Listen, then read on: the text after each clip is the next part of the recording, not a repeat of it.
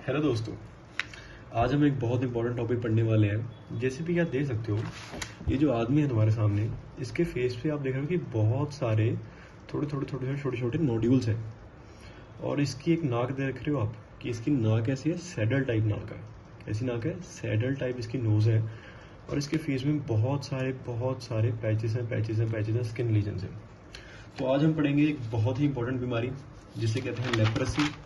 अगर आपके पास एक पेशेंट आता है जो कि ऐसा दिखे, जो कि बिल्कुल आपको लगे कि उसके फेस में बहुत ज़्यादा पैचेस हैं, उसकी नाक ऐसे थोड़ी सैडल टाइप है, और भी चीज़ें होती हैं कि उसके कॉर्निया में कोई ओपेसिटी हो जाएगी, तो आपका प्रोबेबल डायग्नोसिस हो सकता है हैंसन डिजीज़, या जिसे कहते हैं लेप्रेसी। क्योंकि हमें सिर्फ पढ़ना नहीं होता है, हमें इवेंचुअली एक डायग्नोसिस तक पहुंचना होता है। तो सबसे पहले क्लिनिकल फीचर्स पढ़ने बहुत ज़रूरी है। अगर आपके पास एक समझ लीजिए पेशेंट आया है जिसको आपको डिसकलर्ड कोई पैच दिख रहा है, आपके कोई नोड्यूल्स दिख रहे हैं स्किन में, जहाँ किसी एरिया पे नमनेस है, थोड़ा नोज डिफॉर्मिटी है, जैसे कि यहाँ देख सकते हो कि सैडल टाइप नोज है, तो आप एक डायग्नोसिस तक पहुँच सकते हो जिसे कहते हैं हम लेप्रेसी। लेप्रेसी को हम हैंसन डिजीज़ भी कहते हैं। हैंसन डिजीज़ इसलिए कहते हैं क्योंकि लेप्रेसी के साथ एक स्टिग्मा अटैच हो गया था बहुत पुराने टाइम में, कि लोग लेप्रेसी को बुरा मानने लग गए थे, मतलब एक छुआछूत की बीमारी टाइप मानने लग गए थे। तो सरकार ने इसको हैंसन, क्लिनिकली अब इसे हम हैंसन डिजीज़ कहते हैं। चलो पढ़ते हैं लेप्रेसी। 10 मार्कर है, माइक्रोबायोलॉजी का RS क्वेश्चन है, 10 मार्कर है। कॉजेटिव एजेंट इसका होता है माइक्रोबैक्टीरियम लेप्रे। माइक्रोबैक्टीरियम की क्लास है, ऑर्गेनिज्म का नाम है माइक्रोबैक्टीरियम लेप्रे। हैंसन डिजीज कहते हैं। क्लिनिकल मैनिफेस्टेशंस क्या है कि क्रोनिक ग्रेनुलोमेटस डिजीज है। ग्रेनुलोमेटस का मतलब है कि ग्रेनुलोमा फॉर्म करता है। ग्रेनुलोमा जैसे ट्यूबरक्लोसिस में ग्रेनुलोमा फॉर्म होता है, वैसे ही तुम्हारा लेप्रेसी में भी सेम टाइप का क्रोनिक ग्रेनुलोमेटस डिजीज। ज़्यादातर जो स्किन लीजन्स हैं वो कूलर पार्ट ऑफ बॉडी में दिखते हैं। कूलर पार्ट ऑफ बॉडी कैसे, मतलब तुम्हारी skin, periphery nerves, upper respiratory tract, eyes और सबसे इंपॉर्टेंट टेस्टिस। फिर उसके बाद इंक्यूबेशन पीरियड 5 से 7 साल का होता है। दरअसल ये चीज़ें हैं कि ये वेरी करते हैं अलग अलग, लेकिन हम 5 से 7 साल मान लेते हैं। अब देखिए क्लासिफिकेशन क्या है इसकी। Classification according to national leprosy elimination programme के इसने क्या किया है, इसको 2 हिस्सों में बांट दिया है, पॉसी बेसिले और मल्टी बेसिले।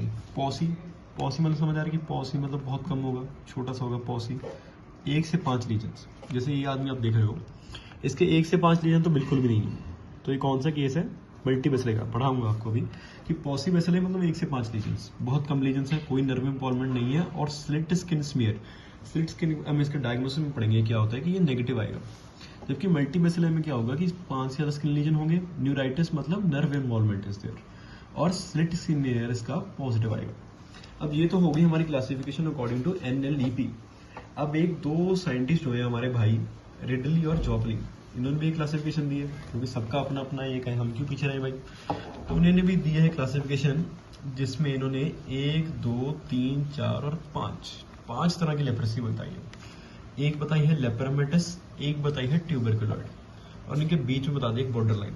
अब क्या है, 3 चीजें, लेप्रोमेटस, ट्यूबरकुलॉइड और बॉर्डर लाइन। ये जो भाई साहब हैं लेप्रोमेटस, ये बहुत खतरनाक है, और ट्यूबरकुलॉइड वाले ये थोड़े कम खतरनाक हैं। और बॉर्डर लाइन का मतलब क्या है कि ये ना इसके हैं ना इसके हैं, इसका अगर मन किया तो इधर चले जाएंगे, तो ये बन जाएंगे बॉर्डर लाइन लेप्रोमेटस, जो कि लगभग इसे रिसेंबल करेंगे। और अगर ये थोड़े इधर चले गए तो ये बन जाएंगे बॉर्डर लाइन ट्यूबरकुलॉइड, और ये थोड़ा इसे रिसेंबल करेंगे। अब मेजरली आपको पता है कि ये तीनों तो इंटरचेंज कर सकते हैं, ये इधर भी जा सकते हैं, इधर भी जा सकते हैं। तो हम मेन जो फोकस करेंगे वो करेंगे लेप्रोमेटस और ट्यूबरकुलॉइड पे। देखिए लेप्रोमेटस हो गया तुम्हारा मल्टी बेसिलाई।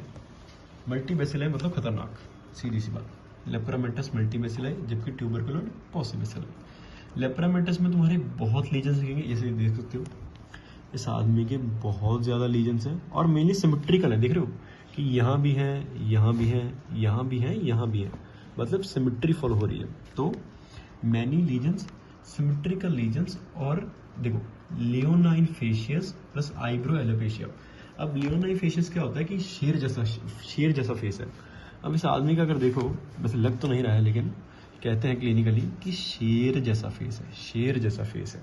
तो इसे कहते हैं हम लियोनी फेशियस। और आईब्रोस एलोपेशिया, आईब्रोस दिख रहे हैं आदमी के, दिख रहे हैं क्या आईब्रोस, है ही नहीं, क्यों, एलोपेशिया हो गया।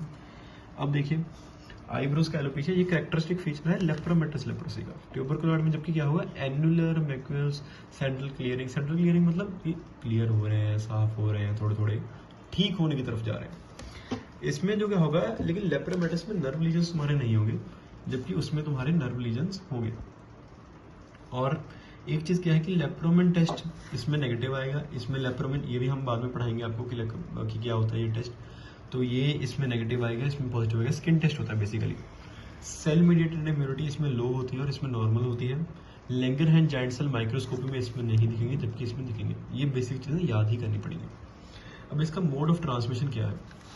मोड ऑफ ट्रांसमिशन इसका है मेजली नेजल ड्रॉपलेट्स, कॉन्टैक्ट, छुआछूत से फैलता है, लेकिन इतना हाईली कम्युनिकेबल होता नहीं है। जनरली आपको 5 से 6 महीने किसी के साथ रहना पड़ेगा, तभी आपको ये चीज़ें होंगी।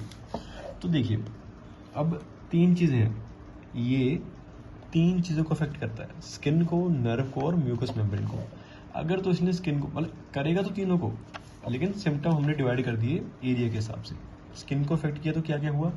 डिसकलर्ड पैचेस हुए, नोड्यूल्स आ गए भाई स्किन पे, थिक स्किन हो गई तुम्हारी, पेनलेस अल्सर हो गए, सोल्स पे हो गए, ठीक है। लॉस ऑफ आईब्रोज, आईलैशेस, जिसे हम क्या कहते हैं? एलोपेशिया। नर्व सिम्टम क्या है इसके? नंबनेस हो गई एरिया में, मसल वीकनेस हो गई, ठीक है, तुम्हारी नर्व्स जो थी एनलार्ज हो गई, आई problem which can lead to blindness. Mucus membrane हो गया तो वही स्टिफ नोज ब्लीडिंग।